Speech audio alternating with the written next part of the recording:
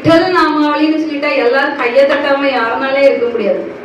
பாண்டுரங்கான்னு சொன்னா அவன் எப்படி இடுப்புல கையை வச்சுன்னு நின்றுட்டு இருக்கானோ அது போல யாரும் குதிக்காம இருக்க முடியாது.